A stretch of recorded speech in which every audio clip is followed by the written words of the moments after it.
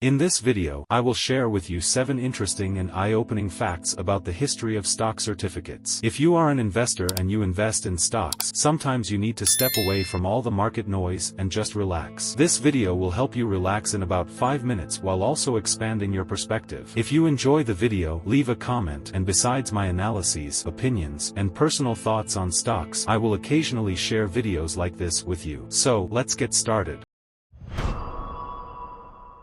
Once upon a time, stock certificates were so beautifully crafted that they were collected as works of art. In the 19th and 20th centuries, companies designed their stock certificates not only as legal documents but also as artistic pieces that reflected the prestige of their brand. These certificates often featured intricate patterns, illustrations related to the company's industry, and even drawings by famous artists. For example, stock certificates issued in France and Germany included depictions of industries, factories, railways, ships, and so on. This is why a hobby called scripophily emerged, collecting old and beautiful stock certificates. Some of these certificates today are sold for thousands of dollars.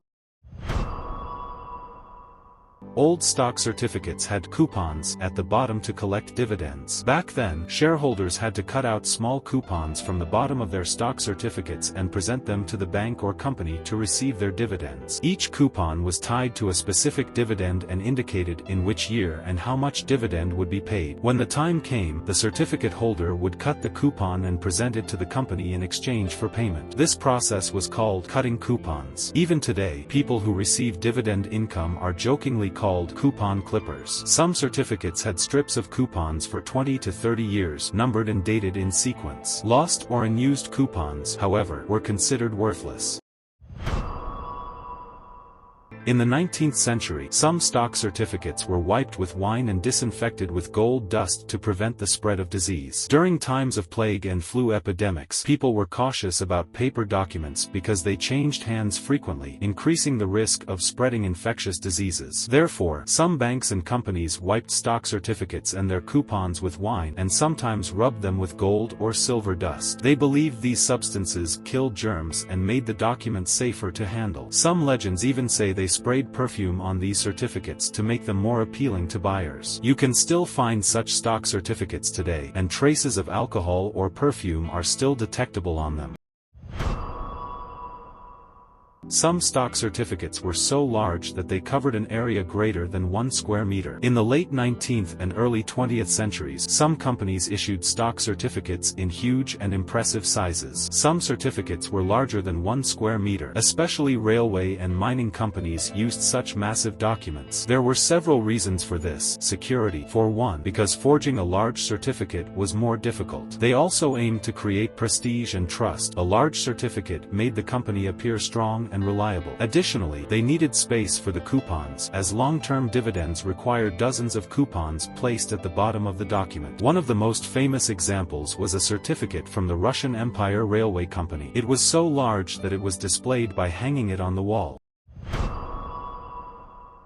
Some stock certificates included invisible signatures and encrypted watermarks. In the 19th and 20th centuries, to prevent forgery, companies implemented special security measures on stock certificates. One of these was watermarks, usually hidden within the document and only visible when held up to the light. Some companies went even further, adding signatures and codes written in invisible ink. Sometimes this ink was only visible under ultraviolet light or after being treated with specific chemicals. Some certificates even hid microtexts that couldn't be read without a magnifying glass. These methods were designed to verify the authenticity of the document and make counterfeiting difficult. All of this can be considered the predecessor of modern digital security systems. With some stock certificates, companies gifted plane tickets, hotel coupons, and even land plots. Especially in the late 19th and early 20th centuries, companies offered additional gifts to encourage investors to buy their shares. This was considered a marketing strategy of the time. For example, in America, some railway companies gave their shareholders free travel tickets. A person who bought a stock certificate could travel certain routes on those railways for free. Hotel chains and resorts offered free overnight stays and service coupons coupons to their shareholders. In Australia and Canada, land development companies even gifted small plots of land along with shares. They advertised with the slogan, "One shareholder, one piece of land." These offers attracted investors and increased the company's prestige. Shareholders didn't just invest money, they also gained practical benefits. In the past, stock certificates were physical documents called bearer paper, and they confirmed actual ownership rights. If you didn't have the document, you weren't considered a shareholder. Because of this, large investors and banks stored their stock certificates in safes, bank vaults, and even underground bunkers. If the documents were destroyed by fire, theft, or floods, the shareholder lost all their ownership rights. In some countries, a person who lost their document had to go to court, but proving ownership was extremely difficult. In many cases, companies wouldn't recognize shareholder claims without the physical certificate. Two famous events are tied to this. In 1904, during the Great Fire in San Francisco, thousands of stock certificates turned to ash, and many investors lost their entire fortunes. Similarly, during the Russian Revolution in 1917, many shareholders lost their certificates, and their foreign investments legally disappeared. After these events, anonymous bearer shares were gradually replaced by registered shares. Companies began keeping lists of their shareholders.